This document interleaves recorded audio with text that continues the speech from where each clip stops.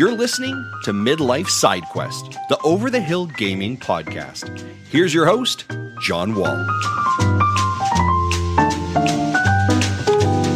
It's July 3rd, 2025, and welcome to episode 140 of Midlife Side Quest, the Over the Hill video game podcast. My name is John Wall, and every Thursday morning I bring you my video game impressions, the latest industry news, and tales of a Gen X geek delivered to you in just 15 minutes. Thank you very much for tuning into the show today. On today's episode, I'm going to be talking about Still Wakes the Deep, Siren's Rest. But as always, we start the show by checking out some of the gaming news from this past week. And there's some news to talk about.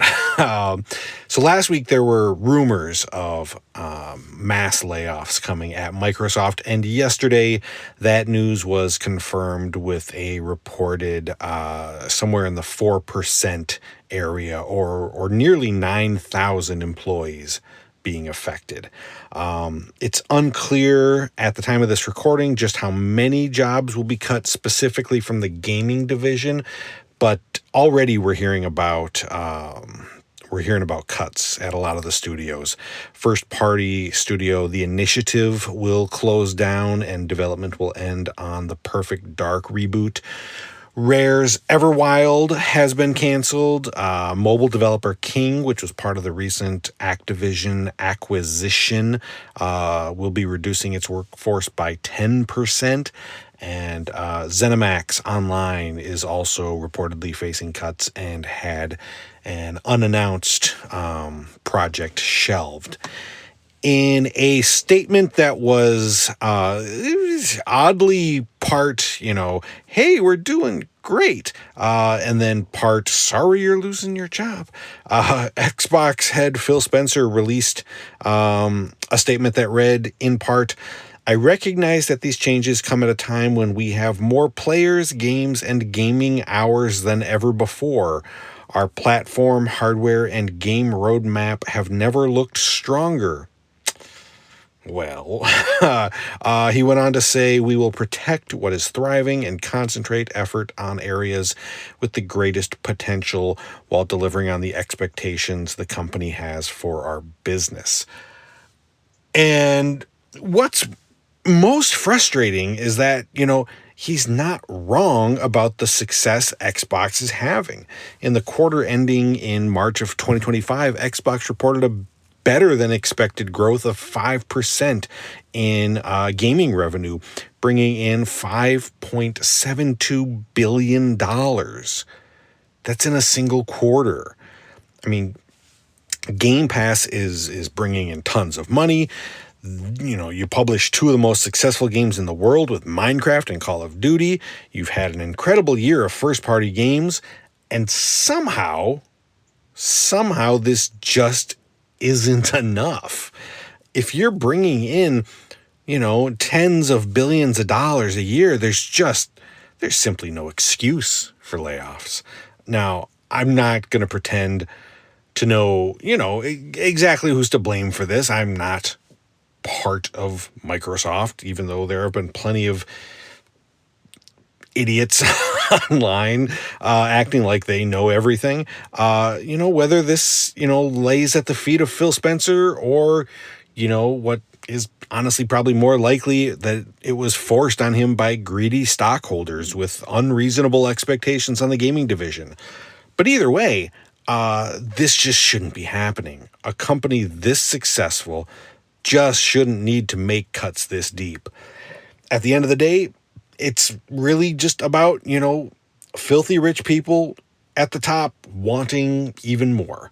In 2024, the top 5 executives at Microsoft saw a combined compensation of about $150 million for 1 year. If there absolutely need to be cuts, I think I know where they should be starting.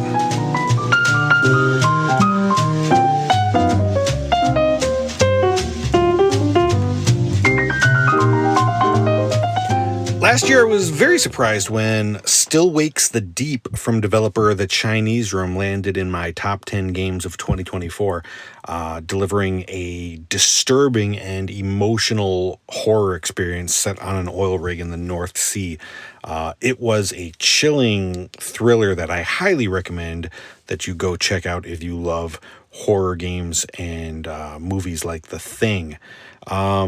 And let me give you a fair warning here before we get rolling.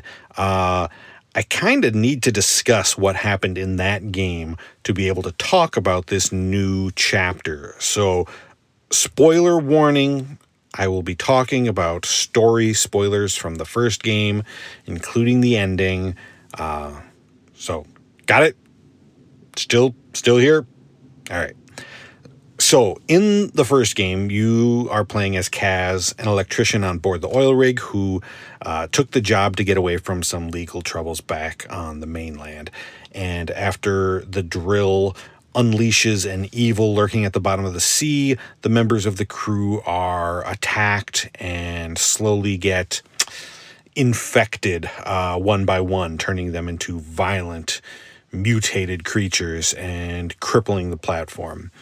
Once it becomes clear that there will be no escaping, Kaz sacrifices himself by blowing up the creature and sending the entire rig crashing to the ocean floor.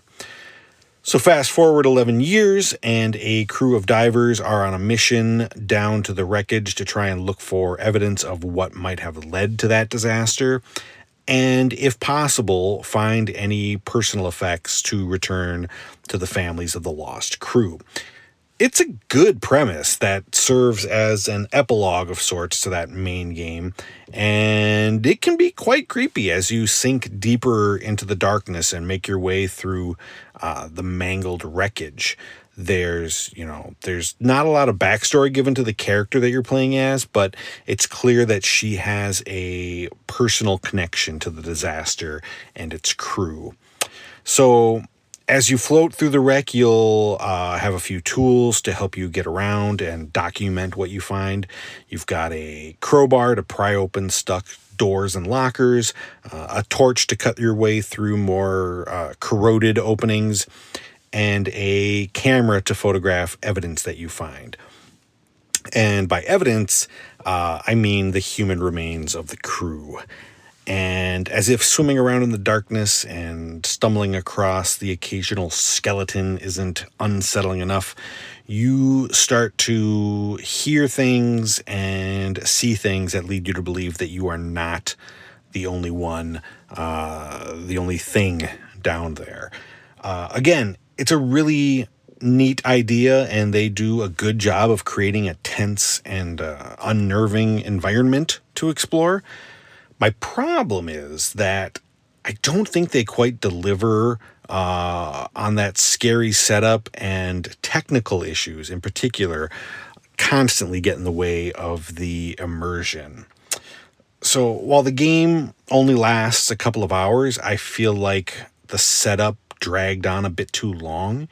It takes a while before they start to hint at the supernatural elements of the story, and then by the time things really start to get weird, the story kind of starts to wrap up. And when you do finally get a glimpse of what is lurking in the depths of the wreck, it was kind of a letdown, honestly. I mean, the original game had such gruesome and terrifying creatures that were just freaky, and this thing just doesn't quite pack the same kind of frightening punch. The bigger issue, though, were the technical ones. The game really feels like it needed more polish before release. I ran into multiple audio and visual bugs, as well as the game crashing on me once. But the big issue I had was with the dang tether. Through most of the game, you are connected to the diving capsule by this long cord that connects to your suit. And this thing is a menace. It has a mind of its own, and it does not behave in any way like it should. Sometimes it'll be bugging out and like jumping and flinging itself wildly around the room for no reason. Other times it'll just go clipping right through the environment, going through doors and walls and just about everything else. And sometimes it just it'll get caught on you. So it'll be blocking your view until you can somehow manage to kind of wiggle it free. It's not good. And in a game that is trying to set a mood of fear and isolation, having this thing follow you around the whole time, just spazzing out, it really took away from the creepy vibes. And it's a shame too, because the main game, ran quite smooth and I didn't really have any technical issues with it, but this one, I don't know. Maybe they'll work out some of it in the future with patches. I do think that it's a good idea for a follow-up, and it was interesting to explore this location that you spent so much time in, only now it's crumpled up at the bottom of the ocean. I just think the story didn't quite deliver on the emotion or the scares of the first game, and the bugginess really hurt the vibe that they were trying to capture. I think this thing's $12, so if you were a big fan of the original, I still think it's worth spending a couple of hours with. Just, maybe wait and see if they smooth things out first.